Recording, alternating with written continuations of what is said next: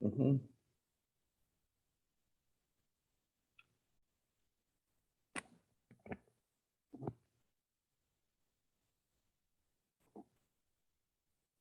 Bueno, adelante, sí, para poder empezar. Sí, ahí voy, permítanme. Sí, gracias.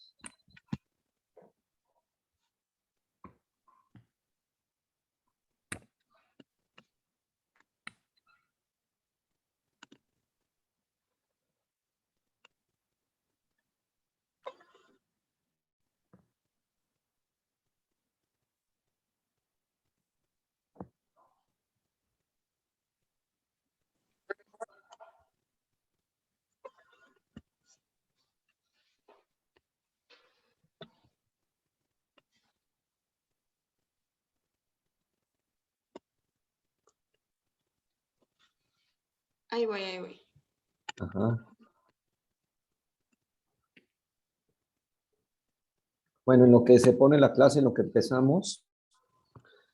Bueno, acuérdense que la anatomía, por ejemplo, nosotros ahora que tenemos mucha intervención percutánea, que le llamamos, o tratamiento de las patologías cardiovasculares a través de cateterismo cardíaco, pues imagínense la importancia de la anatomía, ¿no?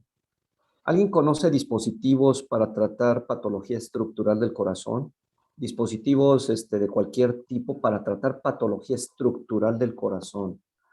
Por ejemplo, ¿alguien me puede dar un ejemplo de cómo se están tratando las coronarias, las válvulas, los defectos interatriales, los defectos interventriculares, la orejuela izquierda? ¿Alguien tiene algo de conocimiento del tratamiento de estas patologías?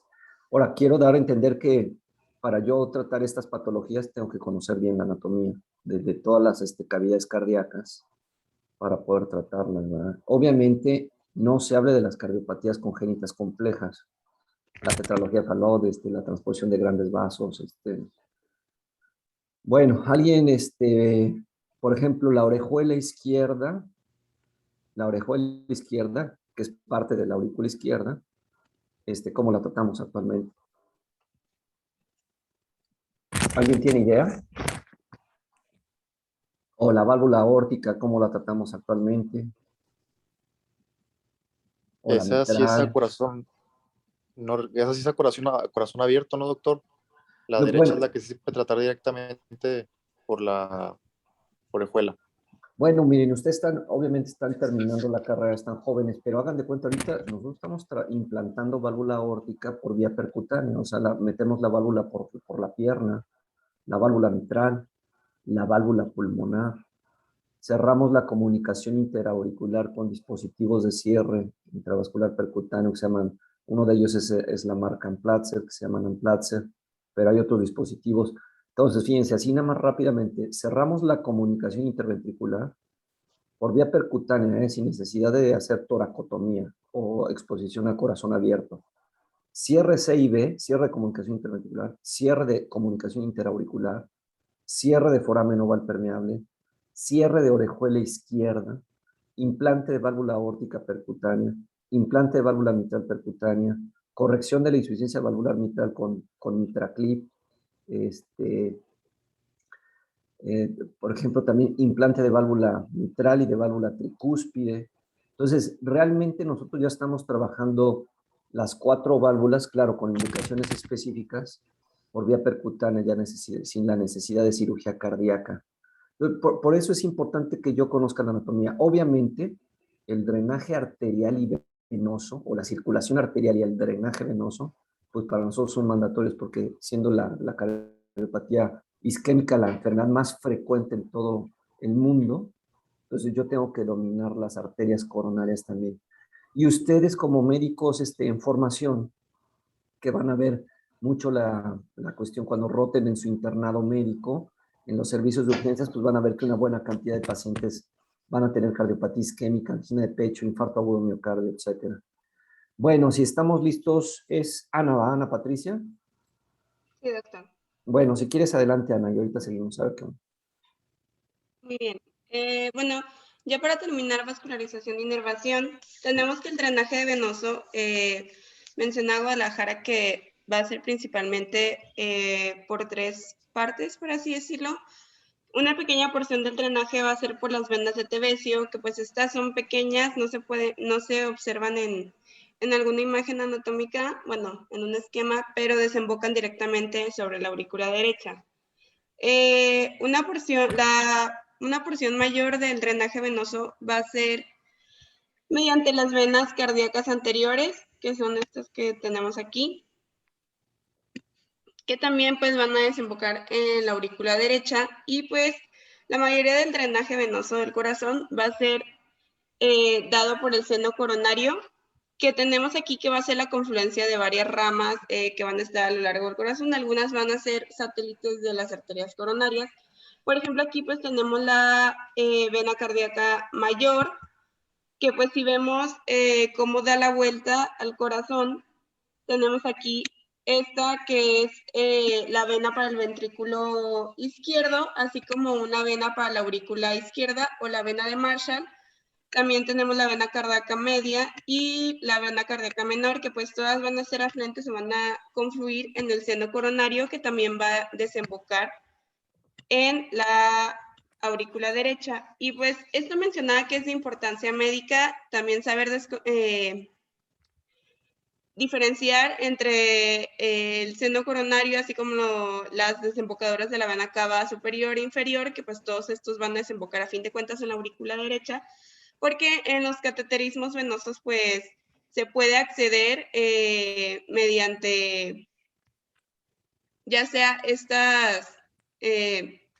estos orificios a la aurícula derecha, y así se puede pasar hacia el ventrículo derecho. Bueno, aquí nada más un apunte, fíjense, esto señala dónde está la inserción, lo que sería el seno coronariano o el seno coronario, ahí con tu señalador. Entonces, esa es la llegada a la aurícula derecha. Entonces, si yo hago un cateterismo derecho, quiere decir que puedo meter un electrodo, por ejemplo, de la colocación de un marcapaso a través de ese seno coronariano, y lo voy a llevar a esta venita que acompaña a la arteria descendente anterior. Si quieres señalarla, Anita. Es esa donde está señalando, esa que es la vena mayor. ¿Cómo le llamaste tú? ¿La vena magna? Sí, bueno, vena cardíaca mayor. Vena cardíaca mayor o vena magna, pero vena cardíaca mayor que acompaña a la descendente anterior. Pero realmente esa vena recoge la sangre con la que se irriga la cara anterior del corazón. Entonces yo también puedo meter un electrodo de un marcapaso a esa vena para estimular el ventrículo izquierdo. Entonces yo sé que hay marcapasos, hagan de cuenta, yo se los voy a decir, hay marcapasos, todos los marcapasos que se ponen en el corazón, cuando son endocárdicos, van a las cavidades derechas. Y se pone un electrodo en la aurícula derecha, en la orejuela derecha, otro electrodo en el ventrículo derecho y otro electrodo que va a dirigirse al ventrículo izquierdo, pero a través de la vena magna. Entonces, ese ya se llama marcapaso tricameral. Y ese marcapaso tricameral lo utilizo para la resincronización cardíaca en pacientes con insuficiencia cardíaca que ya no se controlaron con medicamentos. Entonces, yo utilizo todos esta anatomía cardíaca para conocer y tratar mejor la patología. Entonces, sí se entiende que si yo abriera ahorita la aurícula derecha o si la abriéramos, encontraría el orificio, el seno coronariano, por ahí entre el electrodo, y ese electrodo se va a dirigir a esta vena magna mayor o vena cardíaca mayor, y ahí voy a depositar el electrodo, y eso va a estimular el ventrículo izquierdo. Yo nunca voy a poder poner un electrodo en el ventrículo izquierdo. Y alguien me podría contestar, ¿por qué no puedo poner un electrodo en el ventrículo izquierdo? O sea, un electrodo que va a ser permanente, ¿eh? Porque estos marcapasos pues, son permanentes, ¿verdad? Hay marcapasos temporales, hay marcapasos transcutáneos, hay marcapasos epicárdicos, está el término de marcapaso endocárdico, pues les digo que todos los marcapasos van dentro de las cavidades del corazón. Pero ¿por qué no puedo poner un dispositivo permanente en el ventrículo izquierdo? ¿Qué puede suceder? Imagínense que yo tuviera un dispositivo permanente en el ventrículo izquierdo y que en ese dispositivo se formara un trombo. ¿Y ese trombo a dónde podría viajar y qué podría provocar? Alguien que no sea Anita, a ver, contéstenme. Pues se puede ir Al cerebro, ¿no? al cerebro, a la cabeza o Ah, claro, otra por parte. supuesto. Entonces, No puedo poner un dispositivo en las cavidades izquierdas de ese tipo, electrodo, sobre todo en el ventrículo izquierdo, pues se puede formar un trombo en ese electrodo y ese trombo viajar al sistema nervioso central. Pues los primeros vasos grandes que se van a encontrar pues son las carótidas. Con suerte agarraría las subclavias, pero bueno, se agarra las carótidas comunes y si no agarra la carótida externa, se va a meter ese trombo a la carótida interna y de ahí al polígono de Willis y de ahí a la circulación cerebral. Y eso va a provocar una embolia, ¿no? Bueno, a ver, sigue, Anita.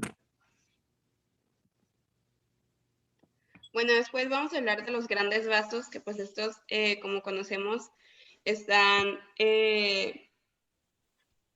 ubicados en el tronco o en la parte superior del corazón, y pues estos son 4 como conocemos. Primero pues tenemos a las venas cava superior e inferior, que pues estas, su calibre va a ser aproximadamente 22 milímetros en promedio.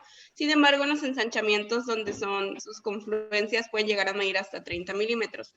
La vena cava superior pues desemboca en la aurícula derecha.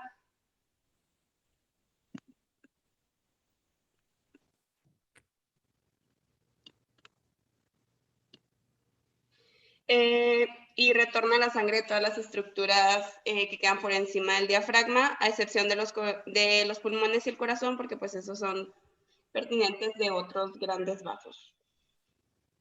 Y la vena cava inferior, pues esta va a ser la vena satélite de la aorta abdominal y reúne el retorno, como ya sabemos, de todas las estructuras por debajo del diafragma. Y aquí las tenemos.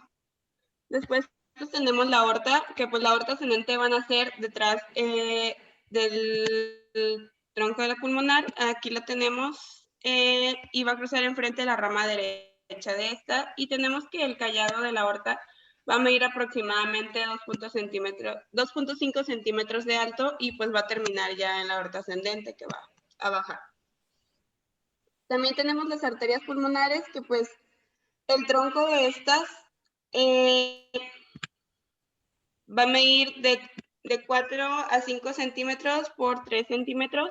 Esta se va a dividir en una rama izquierda y en una rama derecha. Y pues estas, como ya sabemos, salen del corazón y van hacia el pulmón, llevando sangre pobre en oxígeno para que se haga todo el proceso de hematosis allá en los pulmones. Entonces son las únicas arterias que llevan sangre desoxigenada, ¿no? Así es. Ok.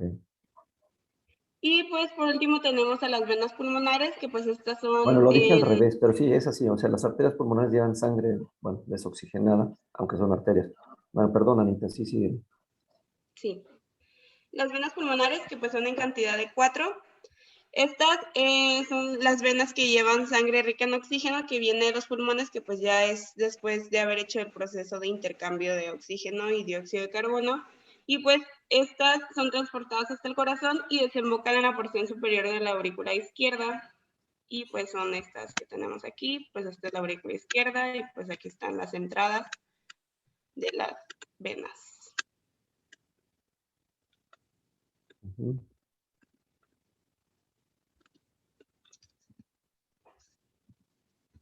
Entonces son 4 venas pulmonares que desembocan en la aurícula izquierda. Y sí sabían que, por ejemplo, el tratamiento de la fibrilación auricular es a través de la ablación de los orificios de entrada de las venas pulmonares, fíjense, para cortar los cortocircuitos de la fibrilación auricular, que es una taquicardia supraventricular y la arritmia cardíaca más arrítmica y más frecuente en todo el mundo. Entonces nosotros para quitar por eso conocemos la anatomía otra vez, puntualizo.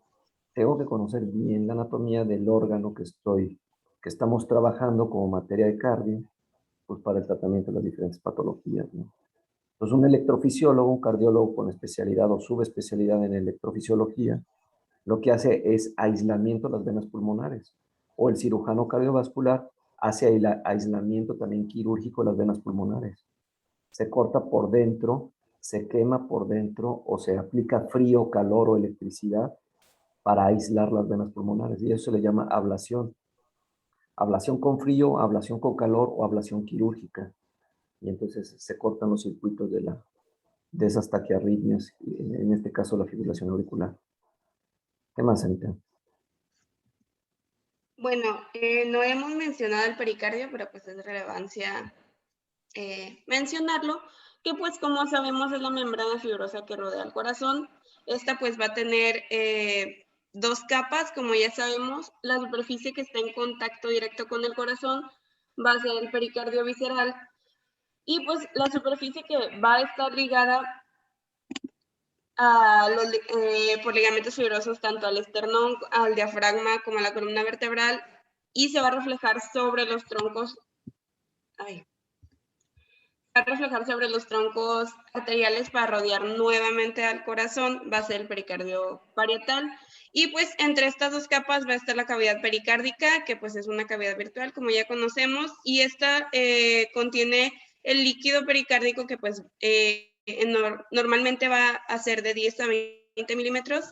Ya cuando hablamos de 50 mililitros o más, pues es un derrame pericárdico que pues hay que atenderlo y hay que drenarlo para que no tenga problemas con la conducción cardíaca y con el latido. Y taponamiento cardíaco, acuérdense, cuando tenemos líquido de más en la cavidad pericárdica, pues hay taponamiento. ¿Quién dice que es el taponamiento cardíaco?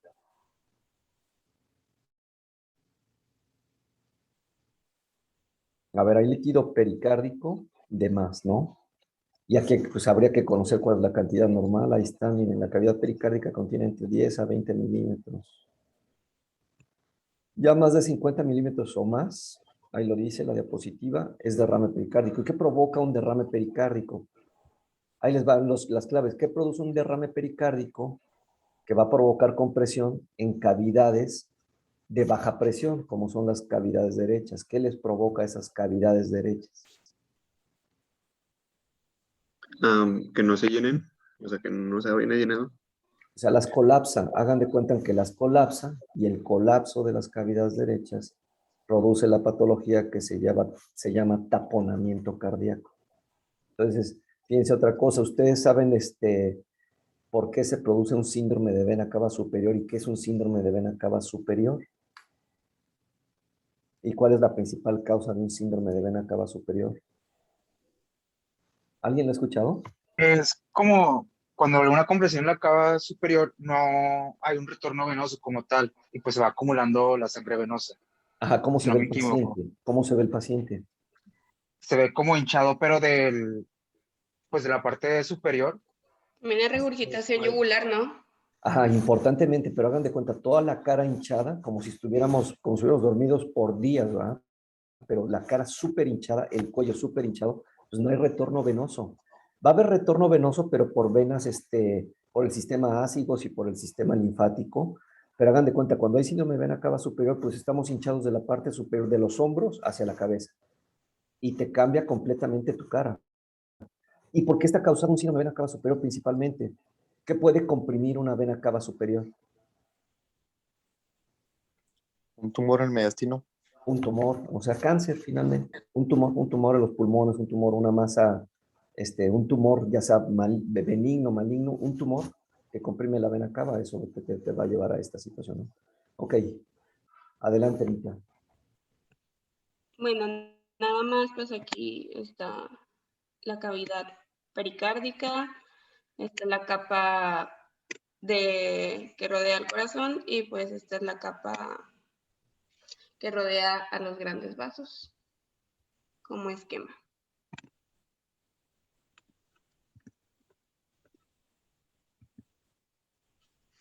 Por último tenemos la inervación, que pues en palabras sencillas, pues tenemos una inervación simpática y parasimpática. La simpática aferente pues va a ir desde los plexos simpáticos cardíacos, va a ir después hacia los ganglios de C2 a T4 para ir hacia las astas posteriores medulares, para subir por el tracto espinotalámico ventral hacia el núcleo posteroventral.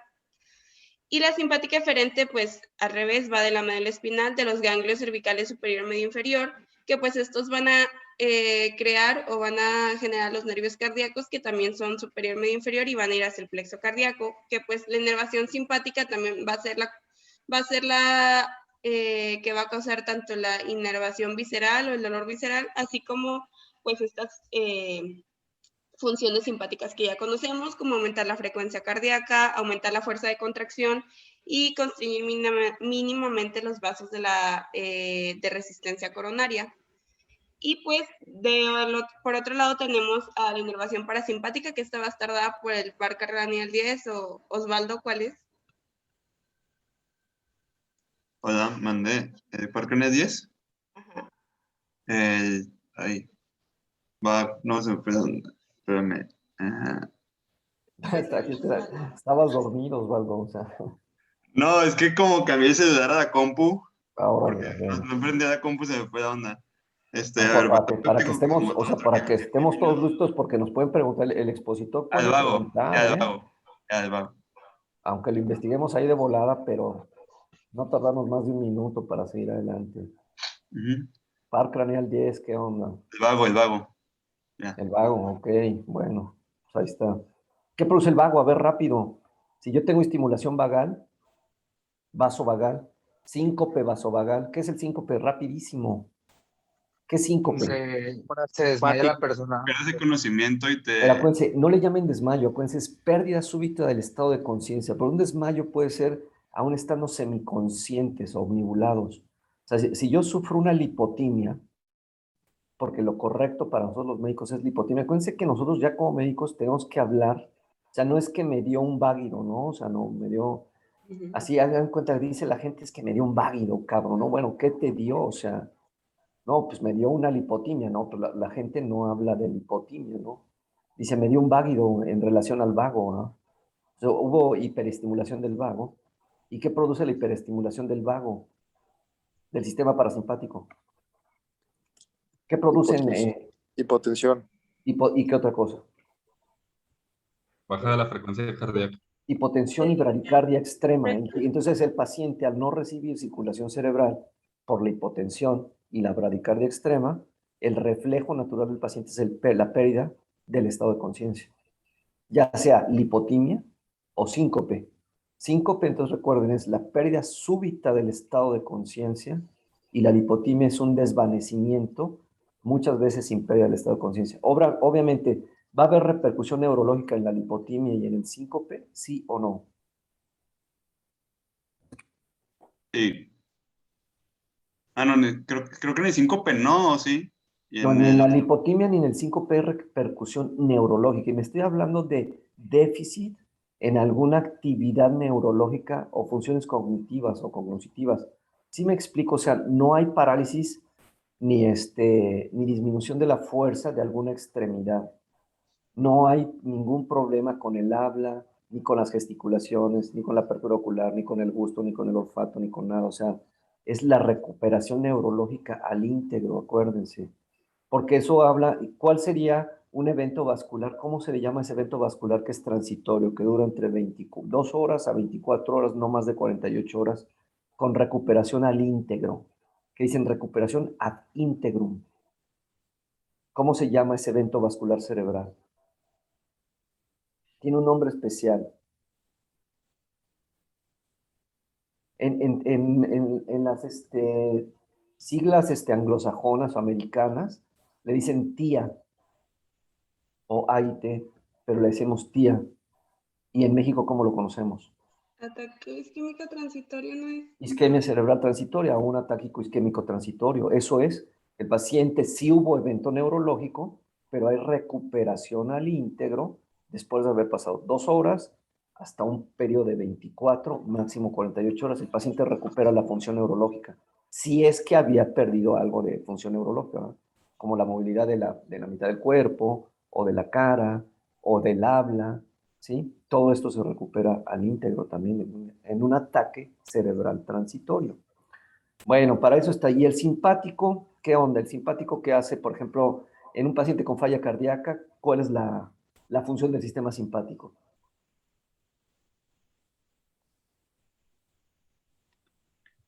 Aumentar Aquí la lo tenemos. frecuencia cardíaca. Ok, aquí lo La tenemos frecuencia. enfrente, ¿no? Aumenta la frecuencia cardíaca, aumenta la fuerza de contracción. ¿Con qué sentido? De aumentar el gasto cardíaco. Incrementa el gasto cardíaco, se incrementa todo, es volumen latido, el volumen sistólico, el gasto cardíaco, y con eso mantener el metabolismo basal de todas las células del cuerpo, específicamente los órganos de choque. ¿Cuáles son los órganos de choque, jóvenes? Riñón, cerebro. Riñones, cerebro. Ok, corazón, básicamente. Corazón, riñones y cerebro. Son los órganos de choque, son los que sufren más la isquemia transitoria o todas estas cuestiones. Bueno, sigue, Anita. Sí, bueno, ya por último, pues el parasimpático va a dar inervación a los nodos sinusales, a las aurículas, al nodo AB y pues al tronco de las coronarias, como vemos, pues va a dar la función de todo el sistema de conducción del corazón y pues su función, como ya vimos, va a ser la opuesta al sistema simpático, que pues va a disminuir la frecuencia cardíaca, va a disminuir la fuerza de contracción y va a vasodilatar los vasos de resistencia coronaria. Y ya sería todo.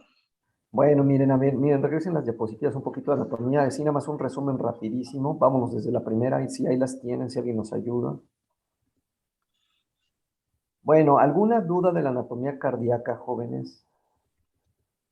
Entonces, tengo que conocer bien las actividades. Bueno, díganme, por ejemplo, vamos repasando unos 10 minutitos. A ver, ¿quién me puede decir 5 o 6 estructuras de la aurícula derecha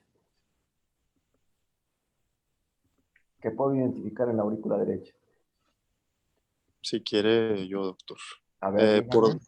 Por dentro o por fuera, o donde Sí, caigas. por tú quieras, igual, pero hagan de cuenta, en una de las preguntas de un examen yo les puedo decir, a ver, díganme al menos 6 estructuras de la aurícula derecha. Bueno, está el nódulo sinusal, que está pues en la parte superior y externa. Ok, nódulo Está nodo sinusal, sí, ok. también la válvula del seno venoso, Ok, la válvula ¿cómo se o el llama esa tubérculo válvula? La del seno venoso era de... Bueno, ok, no espérame. importa, pero la válvula del seno venoso, ¿qué es el seno coronariano? ¿Qué es el orificio del seno coronariano? ¿Qué otra? A ver, ¿qué más tiene Sí. la aurícula derecha? Tiene muchas El cosas la aurícula. tubérculo, el tubérculo de Lower, que es donde llegan las dos venas cavas. Sí, vamos, sí, tú puedo mencionar los dos orificios de las venas cavas, el orificio del seno venoso, Foramen oval. el foramen oval que debe cerrarse, aunque hay persistencia de Oh, foramen oval permeable o foramen oval permeable persistente. ¿Qué podría los causar? A nódulos ver, ahí sino repasando, por ejemplo, en la anatomía, ¿qué podría pasar si yo tuviera un foramen oval permeable? ¿Qué podría hacer neurológicamente? Díganme el término de ese evento neurológico provocado por un foramen oval permeable y cómo lo sospecharía y en qué tipo de paciente lo sospecharía. No tengo comunicación interauricular, jóvenes, no tengo el tabique interauricular con un orificio, tengo un foramen oval permeable. podría ser letargo por una baja en la oxigenación. Miren, hagan de cuenta, si yo hago una maniobra de Valsalva, si yo pujo como paciente, en términos coloquiales, si yo pujo y incremento la presión de las cavidades derechas en relación a las cavidades izquierdas ante un foramen oval permeable, ¿qué puede suceder con unos trombitos que están en la aurícula derecha? ¿Se genera una embolia? Se genera una embolia. ¿Y cómo se le llama a ese evento vascular cerebral? Tiene un nombre especial. Tiene dos términos que podemos usarlos así vamos a ir en castellano, en español.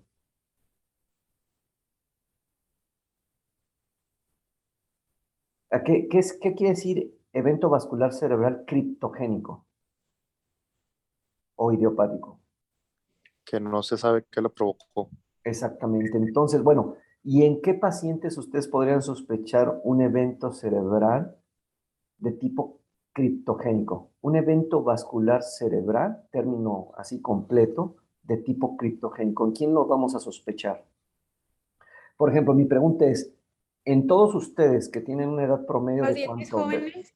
pacientes jóvenes, ¿sí? Pacientes jóvenes. Porque, bueno, ¿quién contestó por ahí tu nombre? Mavi. Mavi, ¿por qué en un adulto mayor tú no pensarías en un EBC criptogénico? ¿Cuál es la primera causa de evento vascular cerebral en un adulto mayor, en un paciente de la tercera edad? Esclerosis, ¿no? Esclerosis. No, arteriosclerosis. Pero más que esclerosis es arterioesclerosis, ¿verdad? O más bien el término real para que sea correcto es aterosclerosis intracerebral. Aterosclerosis, ¿no? No de esclerosis múltiple y de estos rollos, es aterosclerosis. ¿Qué es la aterosclerosis? ¿Formación de qué? Formación de coágulos en las Coágulo. arterias. No, es formas, acuérdense que no son coágulos, estos son formación de ateromas. ¿Qué son los ateromas? Placas de, pues, grasa endurecida. Placas de grasa, placas fibrocálcicas y lipídicas. Son placas de lípidos. Sí, bueno, entonces la aterosclerosis es una de las causas de eventos vasculares cerebrales en el adulto mayor, en los ancianos, los pacientes de la tercera edad, para decirlo de varias formas. ¿Qué otra causa es bien importante de evento vascular cerebral en una persona mayor? Ya había dicho yo hace ratito una arritmia. ¿Qué arritmia?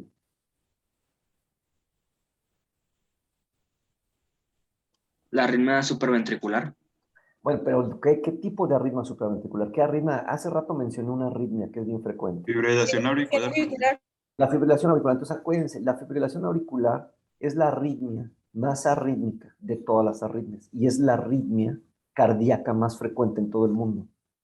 ¿Sí? La diabetes, la hipertensión, la dislipidemia, la obesidad, el sedentarismo, el tabaquismo, el alcoholismo, la edad son generadoras de fibrilación auricular.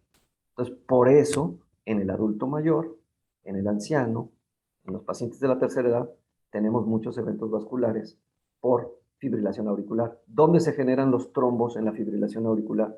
¿Dónde se generan, jóvenes? ¿Y dónde se pueden alojar esos trombos, anatómicamente hablando, del corazón? ¿Están las orejuelas, doctor? ¿En la orejuela? ¿En qué orejuela? La derecha. Pero la derecha, ¿por qué? Pues si no está, no tengo foramen oval permeable, ¿cómo va a llegar el trombo de la orejuela derecha al cerebro? O sea, ¿cómo le tendría que hacer para pasar ese coágulo? Hay una comunicación interauricular. Bueno, pues eso, pero bueno, eso sí, pero no lo pensemos así. O sea, si se forma un trombo que va al cerebro, mi primer pensamiento en un adulto mayor, ¿dónde se generó el trombo? ¿En qué cavidad cardíaca? Izquierda. En la aurícula izquierda, jóvenes, en la aurícula izquierda, ¿ok? Y ¿en dónde se alojan? Dentro de la aurícula izquierda, ¿en qué cavidad de la aurícula izquierda se alojan los trombos? En la orejuela izquierda. En la orejuela izquierda. Y hace rato yo les hablaba que nosotros estamos en pacientes que tienen contraindicación para anticoagulación oral formal. Les decía que estábamos cerrando la orejuela izquierda con un dispositivo que se llama cierre de orejuela izquierda. Dispositivo para cierre de orejuela izquierda. Entonces, si un paciente tiene contraindicación para anticoagulación oral formal, le puedo poner un dispositivo donde yo, de alguna manera, ponga una especie de tapón en la orejuela izquierda y ya no se me alojen los trombos en la orejuela izquierda. Y le disminuye a mi paciente el riesgo de un evento vascular cerebral embólico, tromboembólico. Entonces, una de las principales causas de eventos vasculares cerebrales en el adulto son los eventos tromboembólicos y estos van a ser secundarios a fibrilación auricular en pacientes con hipertensión, con diabetes, con dislipidemia, con obesidad, con tabaquismo, con alcoholismo, con sedentarismo, etc. Entonces, también hablé de cuántas formas hay de aislar en un paciente que tiene fibrilación auricular, ¿sí? ¿Cuál es el tratamiento que usamos o usan los cardiólogos que tienen una subespecialidad en electrofisiología? ¿Qué es lo que hacen? Yo ya lo mencioné hace ratito. La ablación de las venas pulmonares. Ablación de venas pulmonares, que puede ser ablación quirúrgica, donde el cirujano hace un corte muy fino de las fibras alrededor o siguiendo toda la circunferencia de las 4 venas pulmonares. Si lo hace el electrofisiólogo, lo hace mediante cateterismo cardíaco y aplica calor o aplica frío para congelar la circunferencia de la llegada de las venas pulmonares a la aurícula izquierda. Y con eso yo cortar los cortocircuitos.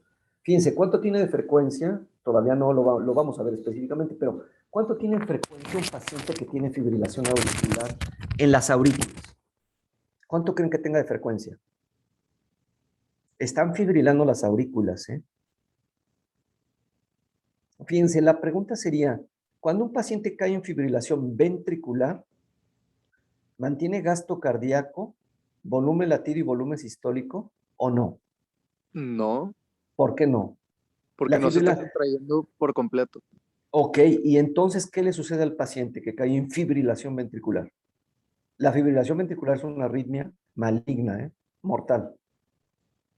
Cuando ustedes ven un paciente con fibrilación ventricular, ¿qué tenemos que decir inmediatamente? ¿El paciente está en qué? ¿En qué condición clínica? ¿En shock? Está en shock, puede estar en choque, pero está en parada cardíaca, hagan de cuenta, está en paro cardíaco jóvenes. ¿Quién me relata el caso de este jugador de fútbol danés antes de las Olimpiadas? Que por cierto tiene un desfibrilador automático implantable ya en este momento.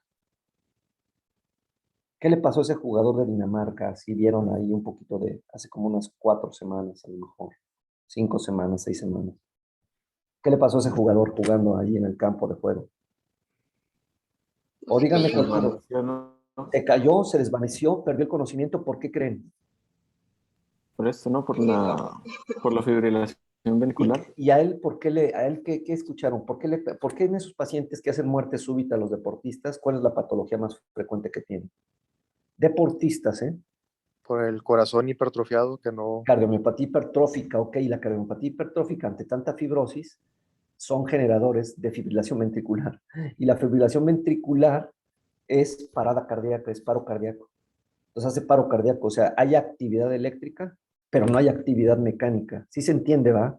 No mantiene gasto cardíaco, o sea, obviamente no hay volumen sistólico, no hay volumen latido, no hay gasto cardíaco, no hay nada de porcentaje de sangre que el paciente pueda expulsar hacia la circulación sistémica. ¿Sí se entienden ahora? Ya muchas cosas del corazón son más o menos fácil de entender, conociendo obviamente incluso nada más la anatomía cardíaca. Cayendo en fibrilación ventricular, bueno, la fibrilación auricular ahora, no ventricular, la fibrilación auricular, ¿cuánto tienen de frecuencia las aurículas? Doctor, ya estaba